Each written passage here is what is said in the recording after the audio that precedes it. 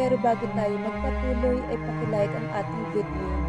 Ganun din ang subscribe button, pati na rin ang bell icon para lagi tayong updated sa mga parating ko pang mga uploads.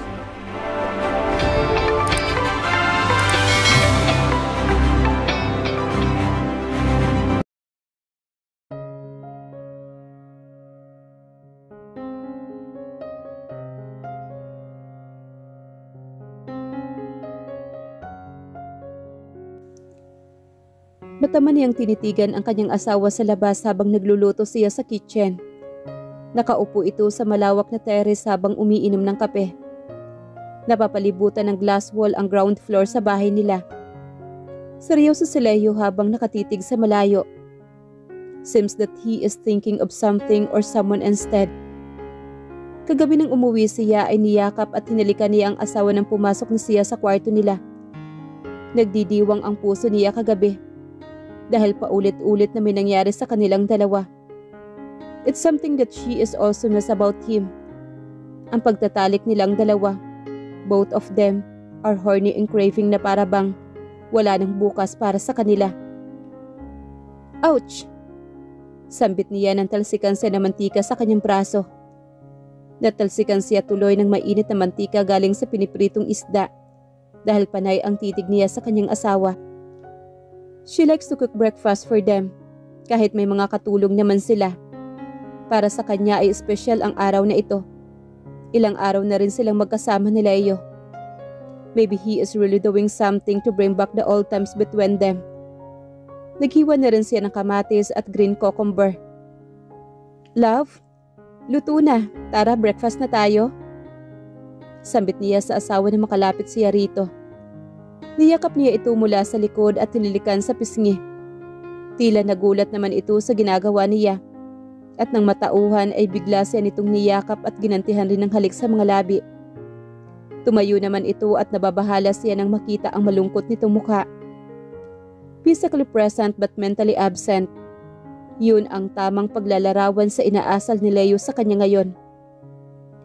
Masakit man sa damdamin pero hindi pa rin siya nawawalan ng pag-asa. She will still fight for his love. Habang may pagkakataon pa. Matibay siya dahil isa siyang assassin. They say assassin girls don't cry, but she is different from them. Lalaban siya at hindi susuko alang-alang sa pagmamahal niya para sa kanyang asawa. Are you okay, love? Tanong niya rito nang mapansing namumula ang magkabilang pisngi nito. Di naman niya ang noo nito at napaso siya dahil sobrang mainit ang balat ng asawa. Masama lang siguro ang pakiramdam ko, love. Sagot naman ito. Sige, kumain ka na muna at ihahanda ko ang gamot mo. Kumain ka na marami, love, ha? Wika niya rito. Umupo siya sa tabi ni Leo at inasikaso ito habang kumakain. They used to be like that, sweet na maalaga sa isa't isa. But lately, he changed a lot. Hindi na rin ito umuwi sa oras. Paano naman sila sasabay sa pagkainan, hindi ba? Naalala niya bigla ang sinabi ni Caitlin. Nakita nito na maraming beses nang pumasok sa isang hotel si Leo at si Laila. Masakit, oo, pero sa ganitong pagkakataon, susubukin ang pagiging matapang niya.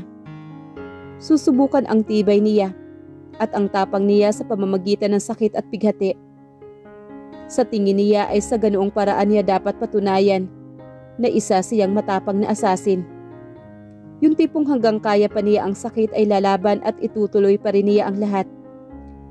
Nagpasalamat naman si Leo nang bigyan niya ito ng gamot pagkatapos nilang mag-almusal. Umakyat ito sa kwarto at nagpaalam na magpapahinga na lang muna. Kinagabihan ay pinilitan niya ang mga damit ng suot ng asawa. Natutulog ito at napakataas pa rin talaga ng lagnat. Kaya kumuha siya ng maligamgam na tubig at bempo at ipinahid sa katawan nito. Love, ang taas ng lagnat mo. Gusto mo bang tawagan ko si Doc? Tanong niya at ang tinutukoy ang family doctor ng pamilya Del Carmen. Umiling naman ito habang nakapikit pa rin. No, love. Lilipas rin ito. I'll be fine. Mahinang sambit ng asawa. Hating gabi na pero hindi pa rin siya nakakatulog.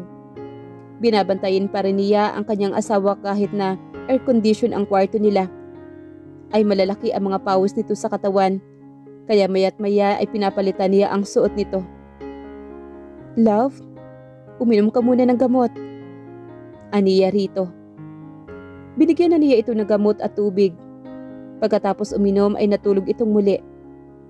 Pinagmasdan niya ang gwapong mukha ng asawa na nakapikit. Bakit nga ba mahal talaga niya si Leo? Maraming nanliligaw sa kanya dati ngunit nahulog talaga siya sa isang Del Carmen. He just looked a little bit matured compared with his younger Lux Del Carmen. Pero magkasing gwapo at magkasing tikas ang pangangatawan ng dalawa. "Mahal, dito ka lang sa tabi ko. Don't leave my side." Bigla siyang napasubsob sa katawan nito pagkatapos siya nitong hilahin papalapit. Hindi siya nakakilos dahil napakahigpit ng pagkakayapos ni Leo sa kanya. Natulala siya habang nakatitig sa nakapikit pa ring mukha ng asawa. Seryoso ba ito? "Mahal, miss na kita sobra. Mahal," sambit ng asawa niya. Pakiramdam niya ay libo-libong boltahe ng kuryente ang tumama sa kanya sa sandaling iyon. Dahil talagang nanghina talaga ang kanyang katawan. Ang bawat salitang naririnig niya sa bibig ng asawa ay parang sinasakal at unti-unti siyang pinapatay. Mga salitang nakakasuklam. Akala niya ay unti-unti nang magbabago ang lahat sa kanilang dalawa. Pero nagkakamali pala siya. Dahil bukang bibig pa rin ni Leo ang babae nito. Hindi siya nakakilos dahil sa sobrang gulat. Hinayaan na lamang niyang yakapin siya ng asawa kahit parang ilog na dumadaloy ang kanyang mga luha sa mukha niya. Kinabukasan nagising siya mag-isa na lamang sa kama. Tumayo siya at mugtong-mugto ang kanyang mga mata. Nakatulugan na pala niya kagabi ang pag-iyak. Nang buksan niya ang kanyang cellphone at mabasa ang text nito, saying that he had emergency meeting today. Siguro naman ay magaling na ang asawa niya. He is already managed to get up. "Thanks for taking care of me last night, my wife." Napapangiti at naiiyak siya habang binabasa ang mensaheng iyon ng asawa. Naligo siya at nagbihis. Susundan niya si Leo sa opisina nito. Naalala niya ang Ducati na bigay ng mga kaibigan niya. Yun na muna pala ang gagamitin niya. Again, she wore her black outfit na never pang nakita ni Leo na suot niya. Palagi siyang ladylike sa harap ng asawa. Sinuot rin niya ang kanyang helmet. Tinawagan niya ang sekretary nito. Ang sabi nito ay nasa meeting pa ang boss nito. So totoo ngang may emergency meeting ang asawa at hindi ito pumunta sa kabit nito. Para hindi siya mainip ay pumunta na muna siya sa isang barbecuehan at doon nag-lunch. Tinawagan niya ang kanyang mga kaibigan at dumating naman kaagad si Caitlin at Tammy. Nasa kotse ang dalawa kaya umalis sila sa lugar na iyon at iniwan na muna niya ang Ducati sa may-ari ng barbecuehan at sumakay na muna sa kotse ni Caitlin. Itim na hunchback type, lamang iyon, walang fix na sasakyan ang mga kaibigan niya. Linggo-linggo ay paiba-iba ng kotse ang mga ito kapag may lakad. "Do you really want to see her?" Tanong naman sa kanya ni Caitlin. Kung saan siya nakatira? Tumango naman siya sa kaibigan. Of course she want to know why he fell in love with her. Anong klaseng buhay ang mayroon si Laila? At bakit nagawa siyang lokohin ni Leo? After almost 30 minutes ay narating na nila ang lugar. Jessa is right. Squatter area nga iyon. Tumambay sila sa kabilang kalsada at sarap mismo ng bahay nila Laila. Pagsapit ng hapon ay nakita nilang lumabas ang dalawang babaeng may dalang mga gamit. Pumwesto ang dalawa sa tapat ng bahay ng mga ito. Ang isa ay ang babae ni Leo. At ang kasama naman nito ay mas bata pa. Magkamukha ang dalawa. Hindi siya magkakamaling magkapatid nga ang dalawa. Magbebenta ang dalawa ng barbecue. Si Laila ay inihanda ang hewan at ang kasama naman nito ay nililinis ang maliit na glass stand at inaayos na ang benta ng mga ito. Tinitigan niya si Laila, ang nobya ng asawa niya. Simple pero napakaganda rin nito. Effortless ang beauty nito. Ika nga kahit luma at pambahay lamang ang suot nito, ay hindi maitatago ang kagandahang taglay ng dalaga. May 3 maliliit na mesa sa tabi ng pwesto ng mga ito.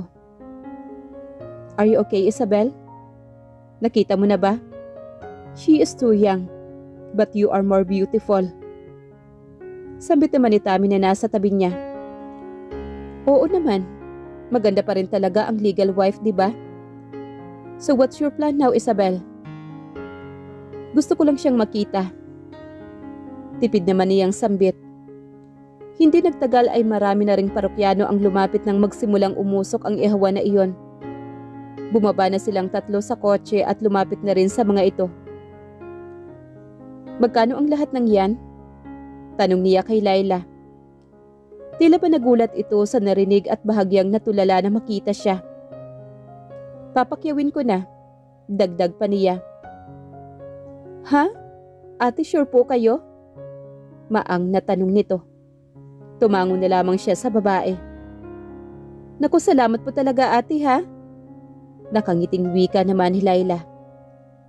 Hindi nito makikita ang mukha nila dahil naka-face mask silang 3. Hatiin mo na lang ha, para sa 2 kaibigan ko, at ang isang plastic rin ay para sa asawa ko. Sana magugustuhan niya ang barbecue mo. Wika niya. Ha? Oo naman ate. Magugustuhan po talaga ito ng asawa mo. I'm sure kapag natikman niya ito, babalik-balikan niyo ang barbecue ko. Dagdag pa nito.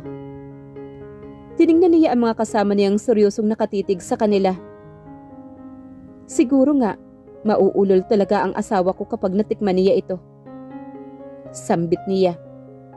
Matamis naman siyang nginitian ng dalaga at lumabas ang mapuputi at pantay-pantay na ngipin nito. Salamat naman at namakyaw sa benta namin. Maaga ako makakapasok sa trabaho ngayon. Dinig niya ngunit binaliwala niya lamang ito. Paalis na sana sila ngunit may pumarang magarang sasakyan sa harapan ng ihawan. Bumaba ang may edad na lalaki at 3 bodyguard sa likuran nito. Hello Laila. Sa wakas nahanap ko rin ang bahay niyo. Dito ka pala nakatira. O-order pa sana ako ng barbecue, but I think may namakyaw na. Sambit ng lalaking pinaka-boss. Opo Don Luis. Wala na po kaming benta. Tipid na sagot naman na dalaga sa lalaki. Nasa tantiya niya ay nasa late 50s na. Pansin rin niya ang kakaibang titig nito kay Laila na parabang pinagnanasaan nito ang katawan ng dalaga. Okay, next time na lang. By the way, para sa iyo pala. Wika naman ni Don Luis, sabay turo sa isang kahon ng cake at isang plastic na mga chocolates na dala ng tauhan nito. Don Luis, sinabi ko na nga po sa inyo na magagalit po ang boyfriend ko. May inis sa tonong sambit naman ni Laila. Boyfriend mo pa lang naman siya, hindi mo pa siya asawa. Sambit naman na matanda. Malapit na rin po kami magpakasal, kaya hindi ko po matatanggap ang regalo ninyo. Sorry po. Malungkot na sambit ni Laila at tinalikuran na ang lalaki. Hindi niya maintindihan kung bakit parang hiniwa ang puso niya sa huling sinambit nito. Ano ang kasal na pinagsasasabi nito? Inalok na ba ito ni Leo ng kasal? Milagrong 7:00 pa lamang ng gabi ay nasa bahay na si Leo. Nilapitan niya ang asawa at mahigpit itong niyakap. 6:00 pa lamang ay nakauwi na siya kanina. Inutusan niya ang katulong ni ihanda na ang kanilang dinner. Pinainit niya ang barbecue na binili niya kanina. Love, handa na ang hapunan. Kumain na tayo. Sambit niya sa asawa habang tinatanggal ang coat nito. Sumabuti naman at maaga itong umuwi ngayon. Ibig bang sabihin ay hindi ito dumaan sa babae nito? Siguro ay namulat na ito sa katotohanan na siya ang asawa nito. Wow, thanks love. Tamang-tama, gutom na ako. Buong araw kasi ang meeting namin kanina with the board of directors ng kumpanya. Kinukumusta ka nga pala ni Papa? Anito sa kanya. Lucas del Carmen is Leo's dad. and still the co-chairman of Del Carmen Companies, managed by his children. Let's say pa rin talaga ang ama ni na Leo. He is still the most powerful in deciding about their companies. Malapit siya sa ama ni Leo. He called him Papa Liel. Kung tutuusin nga ay parang siya ang anak ni Lucas Del Carmen, compared para kay Leo. Spoiled siya sa ama nito at hindi naman sa pagmamayabang. Pero siya talaga ang paborito nito. Ano? Dumating na sina Papa El? I miss them both. Sana mabisita natin sila. Natutuwa niyang sambit sa asawa. Yes, love. At may pasalubong raw siya sa'yo from Paris. Next week, I'm not busy. Bisitahin natin sila. Next month, we'll be living in Bangkok. Anito. Well, puro travel lang naman talaga ang mag-asawang Del Carmen ngayon. Bihira na lamang manatili ang dalawa sa Pilipinas. Kaya bihira na rin sila nitong magkita. Kumain na tayo. Wow, ano to? Mukhang masarap ah. Sambit naman ni Leo nang makita ang nakahain na kanin at barbecue pork na nakalatag sa mesa. Pinaiinit ko na lang, love. Wika naman niya rito. Nagsandok siya ng kanin at inilagay sa plato ni Leo. Kumuha rin siya ng 2 stick ng barbecue. Nilagay sa platito at inilapag sa tabi ng platong may kanin na para kay Leo.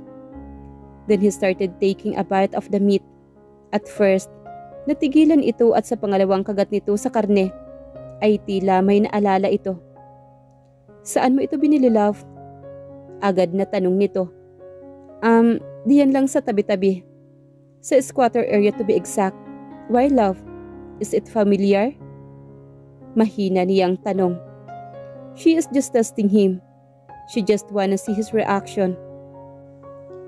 Hindi naman, love. Pwede na rin ang lasa. Sambit nito while taking another bite na sinabayan ng kanin. Masarap rin naman, love. Well, hindi naman natin dapat ina-underestimate ang mga taga-squatter area. Magaling rin sila at masarap, hindi ba? Magaling at masarap mag-ihaw, I mean. You see? Ramdam mo ba ang karne? It's tender and lean and fresh. The sauce is super saucy and juicy. Hindi tinipid, affordable pa. Hindi niya alam kung bakit nasabi niya iyon. Nakita niyang natigilan naman si Leo. Pinagpawisan ito ng malapot. Love naman, iba pa rin talaga ang mga sikat na grilling house, hindi ba? Sagot naman nito. Yeah, iba rin naman talaga yung may class pero depende naman yan sa lasa. May mga taong pipiliin pa rin ang low class kaysa sa high class kapag natikman nila. Sagot naman niya rito. Well, hindi talaga niya mapigilan ang kanyang sarili. Hindi ka ba kakain, love? Tinititigan mo lang ba ako riyan? Tanong naman ito. Parang nabusog na ako kapag tinititigan kita, love. Sambit naman niya rito. Narinig niya ang tunog ng ringtone ng sipi ni Leo. Pero parang wala ata itong balak na sagutin kung sino man ang tumatawag. Alam niyang hindi iyon employees nito. Stricto si Leo dahil kapag beyond work time ay ayaw nitong may mang-iistorbo pa rin rito. Except lang kung emergency.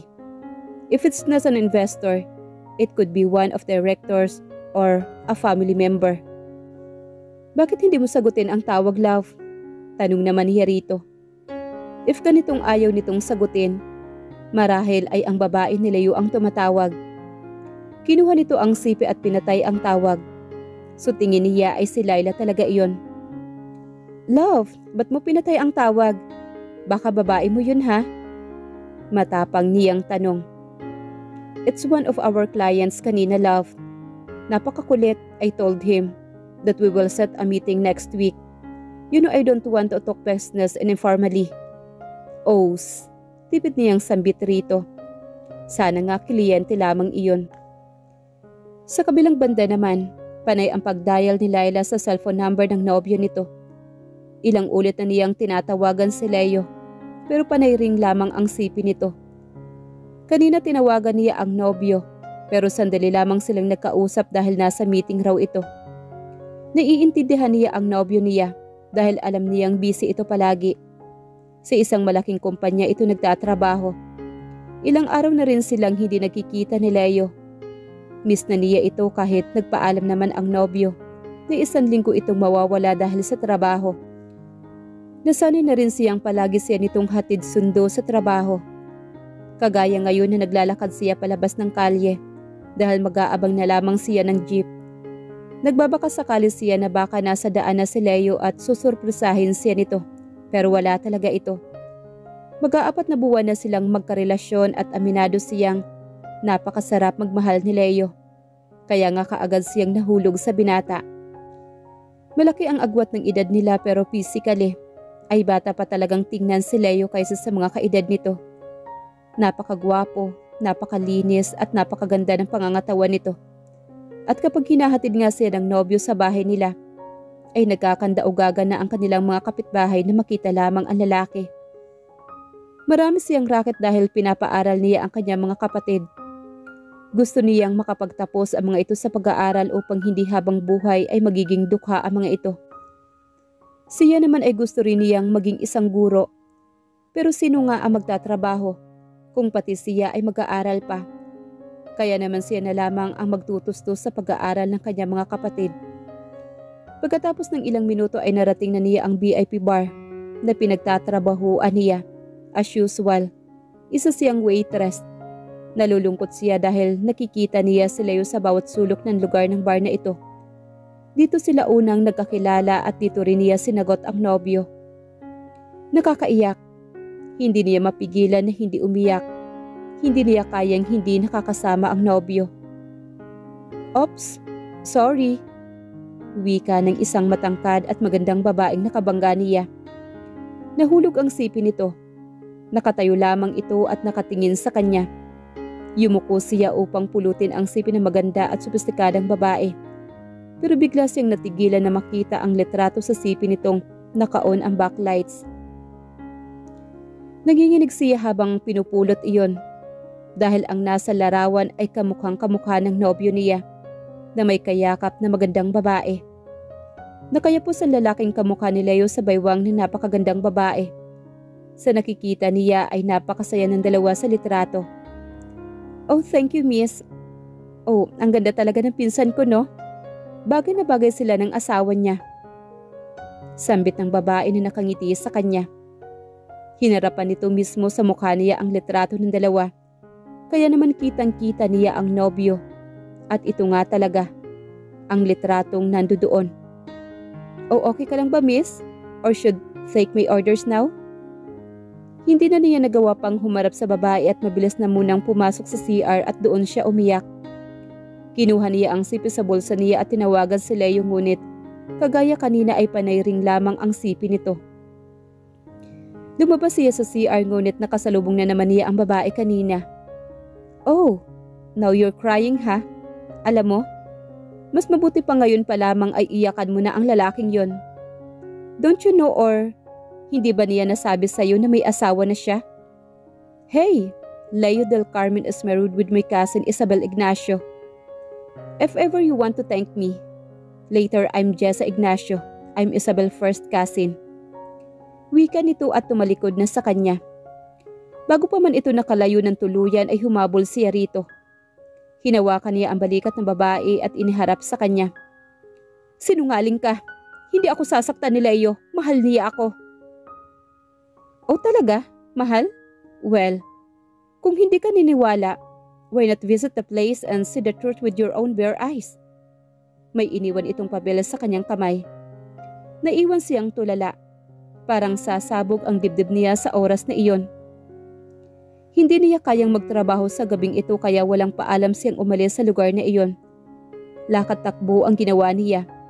Hindi niya alam kung saan siya ihahatid ng kanyang mga paa. Patuloy na umaagos ang kanyang mga luha.